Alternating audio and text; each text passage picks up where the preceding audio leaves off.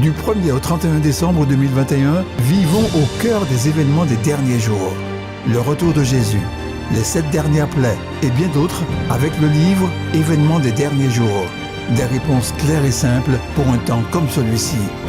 Infoline 05 96 63 10 97. Boutique Vie et Santé.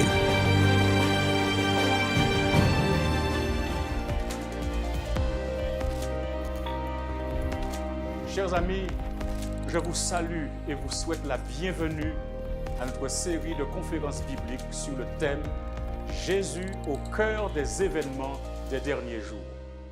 Ce moment est le vôtre. Aussi puissiez-vous en profiter pleinement. Je vous convie à une nouvelle étude, Jérusalem, la ville royale.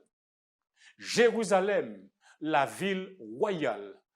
Le nom Jérusalem est évocateur de temple de Salomon, mais aussi de destruction et de profanation, de synagogues incendiées et détruites lors de la guerre de 1948, de lieux saints juifs à l'exception du mont du Temple. Jérusalem est aussi l'évocation d'une ville partagée de 1948 à 1967. Jérusalem, c'est l'approbation par la Knesset le 30 juillet 1980 de Jérusalem comme capitale éternelle et indivisible de l'État d'Israël. Ce nom Jérusalem est évocateur de l'annonce le 23 février 2018 de la Maison-Blanche au début du transfert de l'ambassade américaine avec le 70e anniversaire de la proclamation de l'État d'Israël. Quand je pense à Jérusalem, je vois deux mondes. Un monde représenté par la Jérusalem terrestre avec ses luttes, ses souffrances, ses occupations, ses préoccupations, la vie chère, l'inquiétude, ses persécutions subtiles, l'étiolement de la liberté, la destruction, les attaques sans cesse répétées, la guerre. Plusieurs déclarations de cette écriture bouillonnent dans mon esprit quand je pense à Jérusalem. En l'occurrence, celle de 2 Chroniques, chapitre 6, verset 6, où il est dit « Mais j'ai choisi Jérusalem pour que mon nom y résidât. » Ou alors celle du psalmiste au psaume 147, verset 2, où il est dit « L'Éternel rebâtit Jérusalem. Il rassemble les exilés d'Israël. » Ou encore cette déclaration du prophète Ésaïe, chapitre 37, verset 32, où il est dit « Car de Jérusalem, il sortira un reste, et de la montagne de Sion, des réchappés. » Ou alors au chapitre 65 du même livre, verset 18, où il est dit « Réjouissez-vous plutôt et soyez toujours dans l'allégresse à cause de ce que je vais créer. Car je vais créer Jérusalem pour l'allégresse et son peuple pour la joie. » Et puis, considérez le verset 19 d'Ésaïe 65 où il est dit « Je ferai de Jérusalem mon allégresse et de mon peuple ma joie. On n'y entendra plus le bruit des pleurs et le bruit des cris. » Ce dernier verset nous rappelle une déclaration du dernier livre de la Bible, l'Apocalypse chapitre 21. Quand je pense à Jérusalem, j'aperçois aussi un autre monde, un monde représenté par la Jérusalem céleste, qui est la réponse aux soupirs des uns et des autres après des jours meilleurs. Des jours meilleurs, non pas sur une terre où règne la discorde, la jalousie, la guerre, la misère, la chaleur, le froid, les cyclones, les séismes, la pollution, la maladie, les pandémies et la mort. Nous voulons aller ailleurs, vers un monde meilleur, n'est-ce pas? Mon thème aujourd'hui, c'est Jérusalem, la ville royale. En lisant le premier verset du chapitre 21 de l'Apocalypse, on se rend compte que cette Jérusalem est la capitale de la nouvelle terre. La nouvelle terre est un lieu où les sauvés passeront l'éternité. La nouvelle terre est un lieu où Dieu habitera avec les hommes. La nouvelle terre est un lieu où il n'y aura plus de tristesse, car selon Apocalypse 21, verset 4, il essuiera toute larme de leurs yeux. Et la mort ne sera plus, et il n'y aura plus ni deuil, ni cri, ni douleur, car les premières choses ont disparu. En outre, le texte dit, « Et je vis descendre du ciel, d'auprès de Dieu, la ville sainte, la nouvelle Jérusalem, préparée comme une épouse qui s'est parée pour son époux. » Nous ne sommes plus au niveau de la Jérusalem terrestre, car le livre des Hébreux nous en donne l'explication. Dans Hébreux chapitre 12, verset 22, l'Écriture déclare, « Mais vous, vous êtes approchés de la montagne de Sion, de la cité de Dieu, vivant la Jérusalem céleste des myriades qui forment le cœur des anges. » L'Apocalypse chapitre 3, verset 12 déclare et corrobore cette origine. Le nom de la ville de mon Dieu, de la nouvelle Jérusalem, écoutez bien, qui descend du ciel d'auprès de mon Dieu. Et ce n'est pas fini. Lisez encore dans Apocalypse 21, verset 10, où il est dit, « Et il me transporta en esprit sur une grande et haute montagne. Et il me dit, et il me montra la ville sainte, Jérusalem, qui descendait du ciel auprès de Dieu et en la gloire de Dieu. » Mesdames et messieurs, nous ne nous sommes pas trompés, car dans ces derniers temps, il ne faut pas se tromper. Et si vous ne voulez pas vous tromper ou qu'on vous trompe, alors faites confiance à la parole de Dieu. Oui, je dis bien, faites confiance à la parole de Dieu. Cette parole déclare au psaume 48, verset 2, c'est la ville du grand roi. Jésus nous confirme tout cela quand il dit, dans le cadre du serment, dans Matthieu 5, versets 34 et 35, « Mais moi, je vous dis de ne jurer aucunement, ni par Jérusalem, parce que c'est la ville du grand roi. » Jérusalem est donc une ville royale, et le roi, c'est Jésus-Christ. Quand Pilate l'interrogea, « Es-tu le roi des Juifs ?» Jésus lui répondit, « Tu le dis. » Marc 15, verset 2. Romains 2, verset 28 dit que le Juif, ce n'est pas celui qui en a les dehors, mais le Juif, c'est celui qui l'est intérieurement, selon l'esprit et non selon la lettre. Mais Jésus est davantage que le roi des Juifs. Paul écrivant au jeune Timothée lui dit, « Je te recommande devant Dieu qui donne la vie à toutes choses et devant Jésus-Christ qui fit une belle profession ou confession devant Ponce Pilate de garder le commandement et de vivre sans tâche, sans reproche jusqu'à l'apparition de notre Seigneur Jésus-Christ que manifestera en son temps le bienheureux et seul souverain, le roi des rois et le Seigneur des seigneurs. 1 Timothée 6, verset 13 à 15. Apocalypse 17, verset 14, dit, « Ils, c'est-à-dire des royaumes et la bête, combattront contre l'agneau, et l'agneau les vaincra, alléluia, parce qu'il est le Seigneur des seigneurs et le roi des rois. » Encore, l'Apocalypse 19, verset 16 dit qu'il avait sur son vêtement et sur sa cuisse un nom écrit, Roi des rois et Seigneur des seigneurs. Oui, Jérusalem est une ville royale. Le roi des rois et le Seigneur des seigneurs, Jésus-Christ. La Bible décrit la capitale de cette nouvelle terre, savoir la nouvelle Jérusalem, la ville sainte qui descendra du ciel et d'auprès de Dieu, avec la gloire de Dieu. Et elle dit que son éclat est comme une pierre de jaspe, transparente comme du cristal. Mes amis, c'est une ville hautement sécurisée, car elle a une grande et haute muraille, comptant 12 portes, avec 12 anges et le nom des 12 tribus des fils d'Israël. Apocalypse 21, verset 10 à 12. Et à partir du verset 13, avec l'Orient, 3 portes, au nord, 3 portes, au midi, 3 portes, et à l'Occident, 3 portes.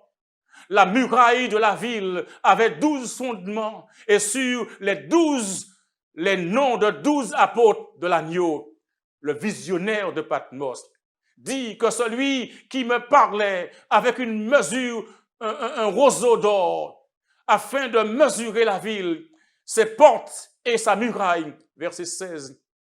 La ville avait la forme d'un carré et sa longueur était égale à sa largeur.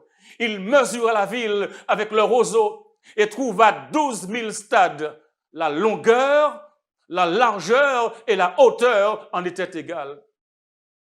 Verset 17. Il mesura la muraille et trouva 144 coudées, mesure d'homme qui était celle de l'ange. Verset 18. La muraille était construite en jaspe et la ville était d'or pur, semblable à du verre pur. Les 12 portes étaient 12 perles. Chaque porte était d'une seule perle. La place de la ville était d'or pur, comme du verre transparent. Verset 22.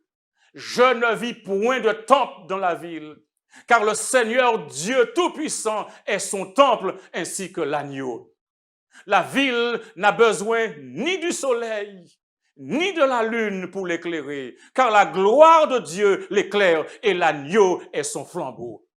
Verset 25. Ses portes ne se fermeront point le jour, car là, il n'y aura point de nuit. Comprenez, mesdames et messieurs, qu'il ne s'agit pas d'un lieu où l'ancienne terre, où se conjugue la pollution des sols, la pollution de l'eau, la pollution de l'air, la pollution sonore, la pollution par les déversements de pétrole, la pollution par les déchets nucléaires, la pollution lumineuse, mais une nouvelle terre où tout sera meilleur. Pierre exprime l'attente des croyants dans 2 Pierre, chapitre 3, verset 13, où il déclare « Mais nous attendons, selon sa promesse, de nouveaux cieux et une nouvelle terre où la justice habitera. » Le prophète Ésaïe révèle le projet de Dieu pour ce monde quand il dit dans Ésaïe 65, verset 17, « Car je vais créer de nouveaux cieux et une nouvelle terre. On ne se rappellera plus les choses passées. Elles ne reviendront plus à l'esprit. » Amen. Téléspectateurs, Dieu a prévu un lieu merveilleux pour vous et pour moi. Un lieu où l'on se rencontrera pour ne plus jamais se séparer. Amen. Alléluia. Jean chapitre 14, versets 1 à 3. Oh, quelle belle promesse! Cette promesse du Sauveur où il a dit, il y a plusieurs demeures dans la maison de mon Père. Si cela n'était pas, je vous l'aurais dit, je vais vous préparer une place. Et lorsque je m'en serai allé et que je vous aurai préparé une place, je reviendrai et je vous prendrai avec moi afin que là où je suis, vous y soyez aussi. Chers amis, le moment de cette rencontre est proche. Et maintenant, Jésus te dit, mon ami, je viens bientôt. Écoutez attentivement ce qu'il déclare à l'apôtre Jean, exilé sur l'île de Patmos, dans Apocalypse 3, verset 11. Il dit, je viens bientôt. Retiens ce que tu as, afin que personne ne prenne ta couronne. Chers amis, je déclare une fois de plus, le moment approche. Jésus nous dit, je viens bientôt. Retiens ce que tu as afin que personne ne prenne ta couronne. C'est pourquoi je vous encourage à tenir bon et cela jusqu'au bout. N'oubliez pas l'Éternel, le Dieu Tout-Puissant, car c'est grâce à lui que vous êtes là aujourd'hui, quel que soit votre âge, votre taille, appartenance sociale, confessionnelle ou autre. C'est la grâce de Dieu qui fait que vous soyez là et c'est grâce à lui que cette rencontre sera rendue possible.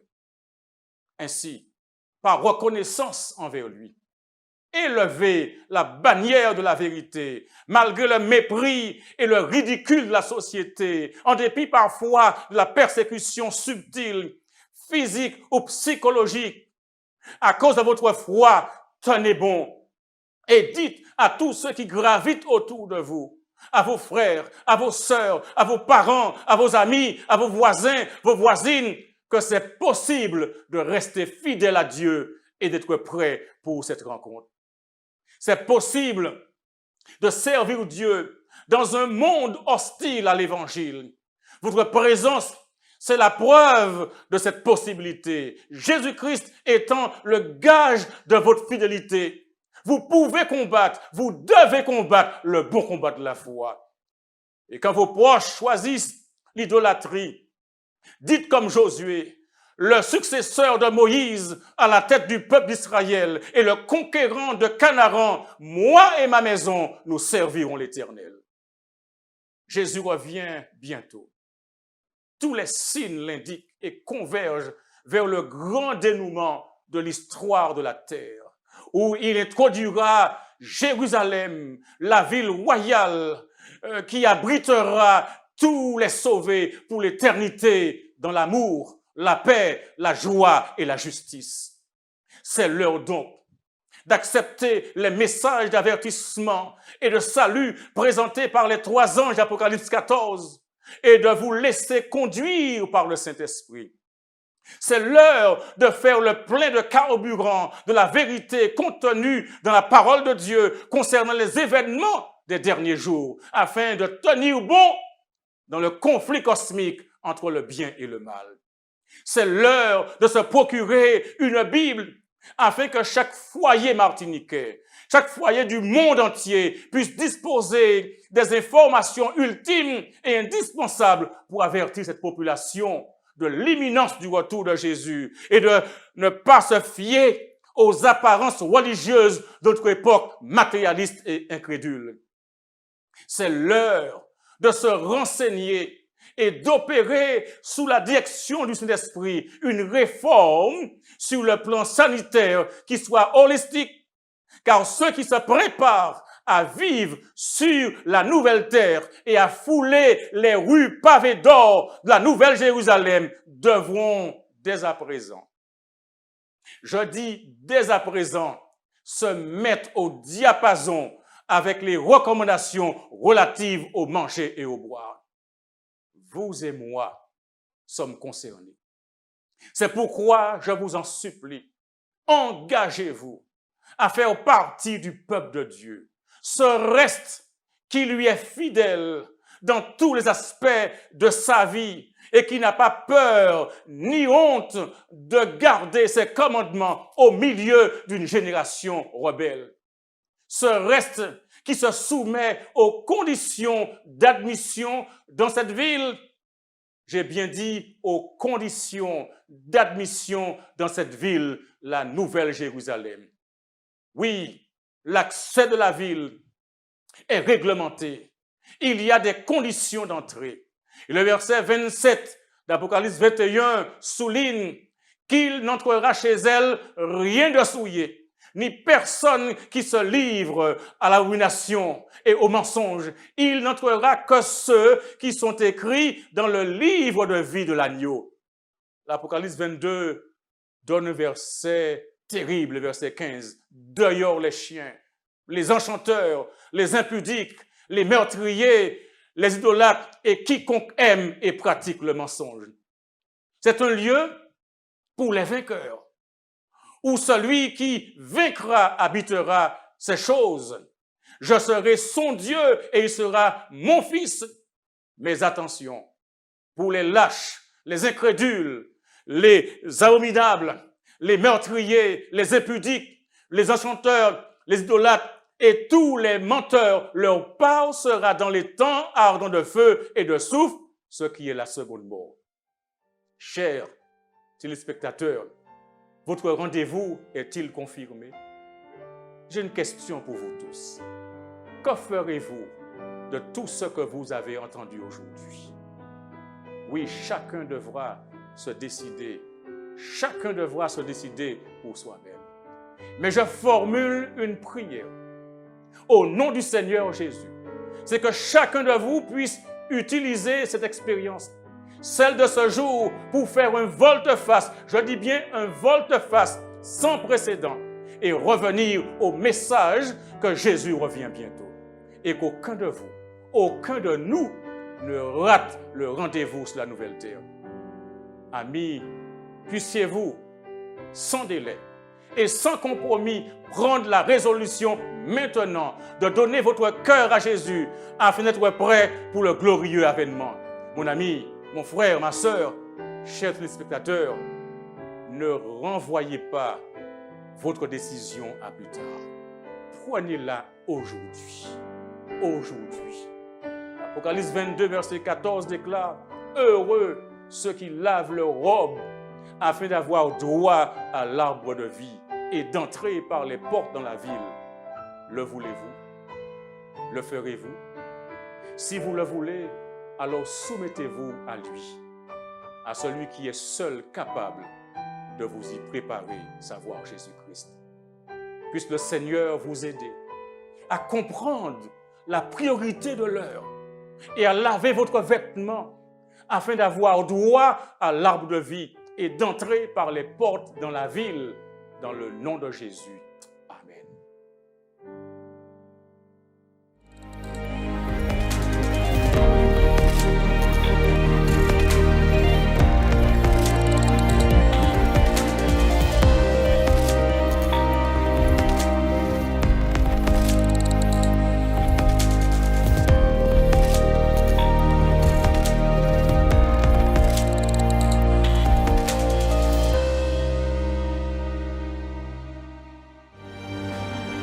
Du 1er au 31 décembre 2021, vivons au cœur des événements des derniers jours.